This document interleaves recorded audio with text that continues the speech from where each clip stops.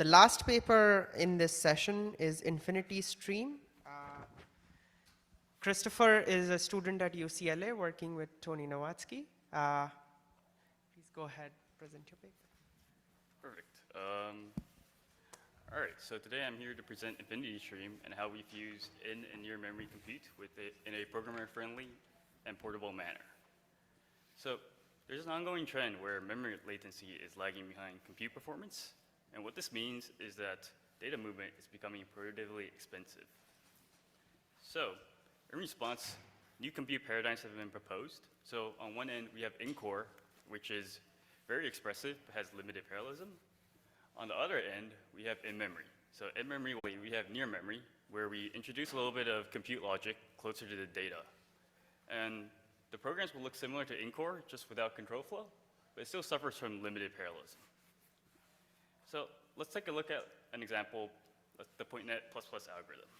We can see that it consists of many different program phases. The first phase, we can do near memory. Then, due to the complex control flow in the second phase, it's best to keep that in the core. The rest of the phases have compute paradigms that best suit them. For example, in memory for the multi-layer perceptron. I'll be the first to admit, programming is difficult. And it gets even harder when we have to use the intrinsics currently provided by in and near memory systems. So let's take a look at this matrix multiply kernel. Right now, this is concise, and it allows me to spend more time reasoning about the logic. If I were to use intrinsics, I would have to specify that I want to do an element-wise multiplication in memory and a summation near memory. And I have to orchestrate the data for the two paradigms appropriately. The programmer will have to spend a lot of time worrying about low-level hardware details. So this work relieves the programmer of such responsibilities. We take plain C code, and we generate a portable binary that dynamically chooses a compute paradigm. So first, I'll introduce the compute paradigms in a bit more detail. Then we need a unified abstraction that can represent these paradigms. We also need to specialize this representation to our specific microarchitecture.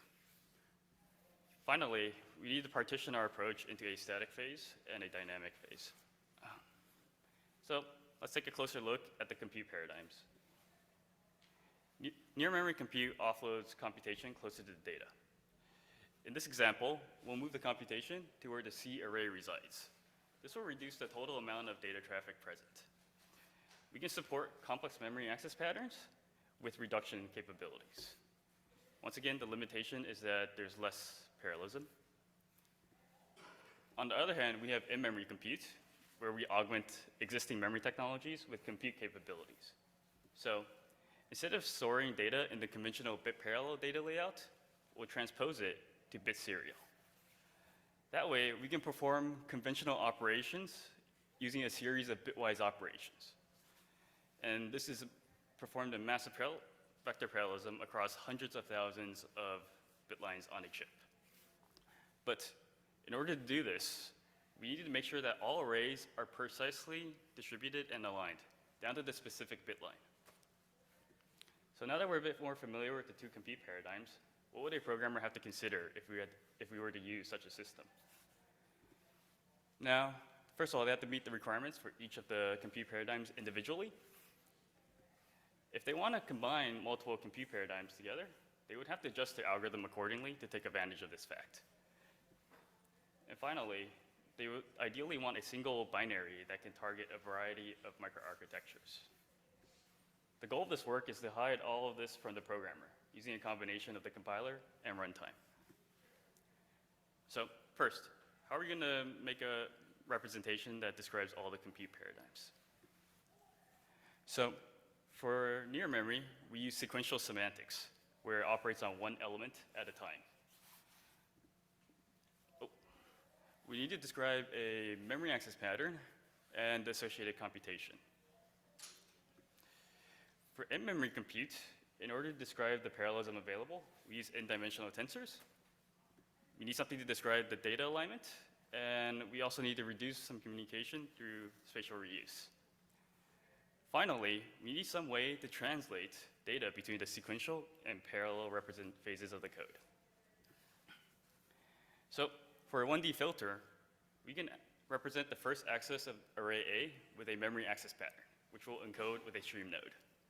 Similarly, we can describe the second array access. Together, we can form a data flow graph that represents the computation.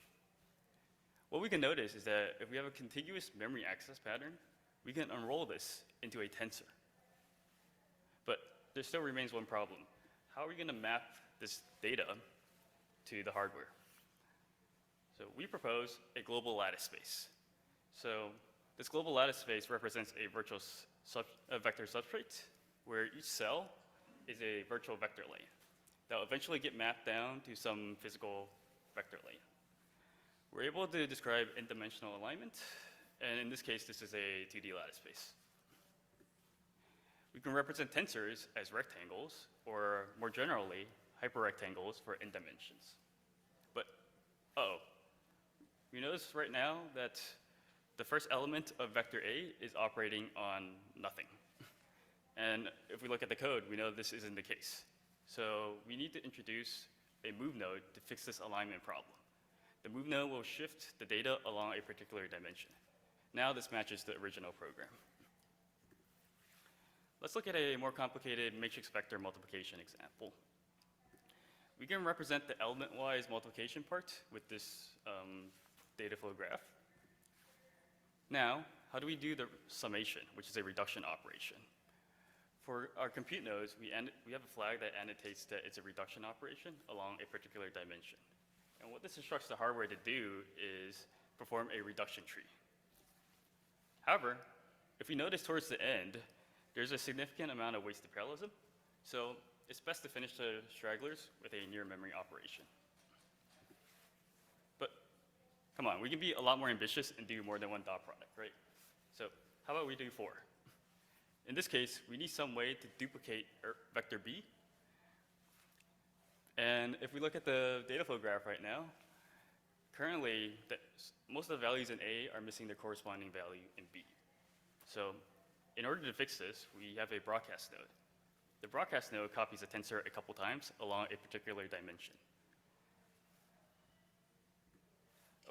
So the move node and broadcast node, which are abstract representations of communication, eventually it'll get lowered down to some combination of in and near memory operations at runtime. So our representation enables expressive communication between the in-memory and near-memory computations. So, for example, we can have an irregular access of a tensor-created data. This access pattern can be encoded with a stream, so anything the stream supports, we can do. And as we saw from earlier, reductions are just an example of this.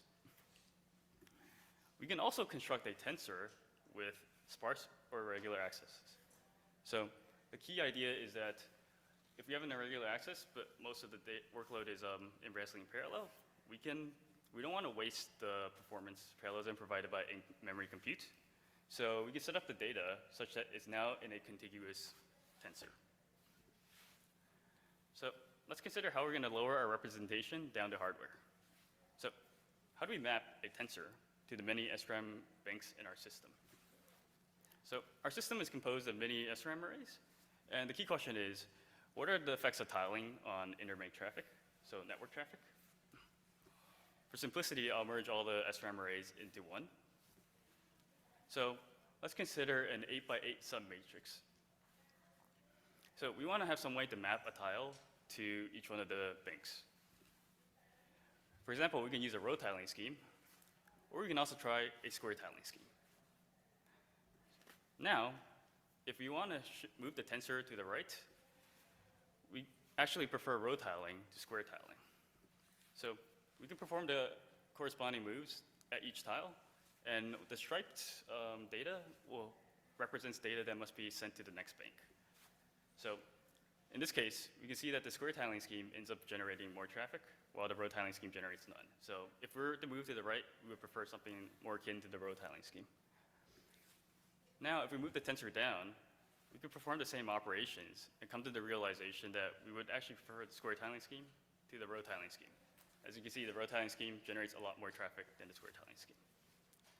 So the amount of network traffic depends on our tiling size and which directions we actually end up moving in the program. Since we want our process to be portable, our approach takes a static compiler that constructs our representation, and at runtime, we kind of specialize the tiling to match our hardware using a JIT compiler. So to assist the JIT compiler, the static compiler will provide some layout hints, and there are two main considerations. The first one being, for each tensor, what directions do we move in? That way we can find the optimal layout for that tensor to minimize data traffic.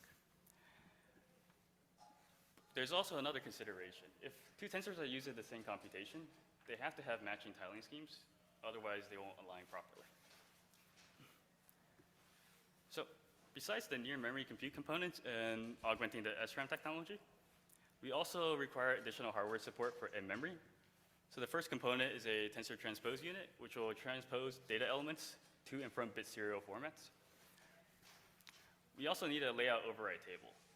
So the layout override table will keep track of which arrays are currently in their transpose state. That way we can ensure correct access to the transpose data. So let's put all the pieces together. We construct a unified IR that precisely represents the computation and data constraints. We embed hints for the best in-memory data layout. Then at runtime, we decide which compute paradigm to use, and we also manage some on-chip space.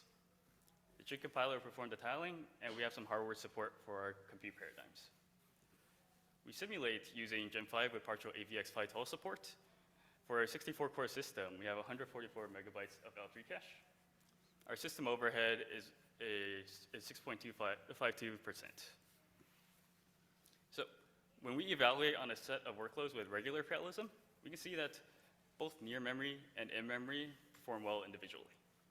However, by leveraging the strengths of each other's strengths, we can gain more performance. Additionally, it is more energy efficient because due to the data movement savings and the innate efficiency of in-memory technology. We can see PointNet++ executes different program phases over time. Both near memory and in-memory compute accelerate different portions. By combining the two, we can achieve the best performance. So this is the infinity stream approach. We support fused in and near memory compute by using a stream and tensor representation with n-dimensional alignment. At runtime picks the appropriate compute paradigm and makes the necessary data layout optimizations. Thank you for your time.